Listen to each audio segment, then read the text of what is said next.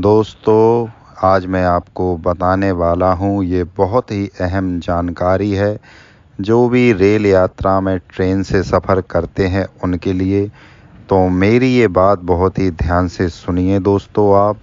दोस्तों, 1 जुलाई 2024 से रेलवे का ट्रेन में सफ़र करने का एक नियम चेंज हो गया है और वो नियम दोस्तों आप बहुत ध्यान से सुनिए मेरे, नहीं तो दोस्तों आपको बहुत जुर्माना देना पड़ सकता है और आप कहीं की भी यात्रा कर रहे हो, इस यात्रा में आपको काफ़ी परेशानी झेलना पड़ सकती है। दोस्तों, आज तक हमने रेलवे में देखा, जब भी हम ट्रेनों में सफ़र करते हैं तो अगर हमारा ऑनलाइन टिकट होता है और उसकी अगर वेटिंग आ जाए तो ऑटोमेटिक वो पैसा हमारे अकाउंट में आ जाता है और हम सफ़र नहीं कर पाते स्लीपर क्लास में। दोस्तों, ये तो थी ऑनलाइन टिकट की बात स्लीपर क्लास में, लेकिन वहीं दोस्तों हम देखते थे कि जब हम रेलवे आरक्षण केंद्र के काउंटर से स्लीपर क्लास का टिकट लेते हैं और उसमें वेटिंग आती थी, तो हमें जहाँ भी यात्रा करने के लिए जाना पड़ता था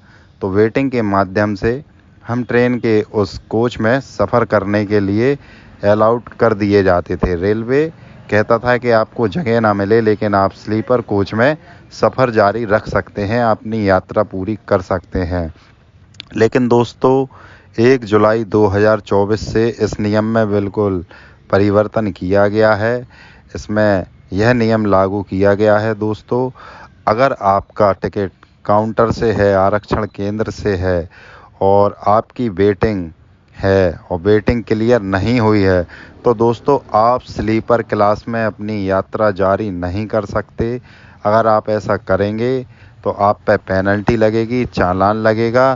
तो अब दोस्तों इसका रास्ता ये है कि आप उसी टिकट पर आपके लिए जर्नल में यात्रा जारी रहेगी। आप जनरल बोगी में जाकर उस ट्रेन से यात्रा कर सकते हैं। नहीं तो दोस्तों अगर आपको जनरल बोगी में यात्रा नहीं करना है तो आप आरक्षण केंद्र के काउंटर पर जाकर वो टिकट कैंसिल करा सकते हैं। दोस्तों, रेलवे ने यह कदम इसलिए उठाया है कि आए दिन रेल मदद ऐप पर काफ़ी कंप्लेंट्स आती थी कि जिनका स्लीपर कोच में रिजर्वेशन रहता था उन्हें बैठने की जगह नहीं मिलती थी। उनकी सीट पर वेटिंग वाले लोग बैठते थे, उठते नहीं थे और पूरी गैलरी भर जाती थी कोचेस की, जिससे जिनकी सीट कंफर्म रहती थी उन्हें काफ़ी तकलीफ़ होती थी, उनकी यात्रा आसानी से नहीं हो पाती थी। तो इस समस्या के समाधान के लिए रेलवे ने यह नियम लागू किया है। तो दोस्तों, कैसा लगा आपको यह नॉलेज?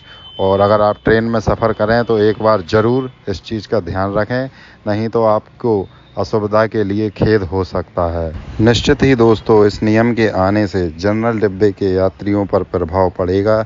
जनरल डिब्बे में वैसे भी जगह बहुत कम होती है और जनरल डिब्बों की संख्या लगातार घटाती जा रही है भारतीय रेलवे।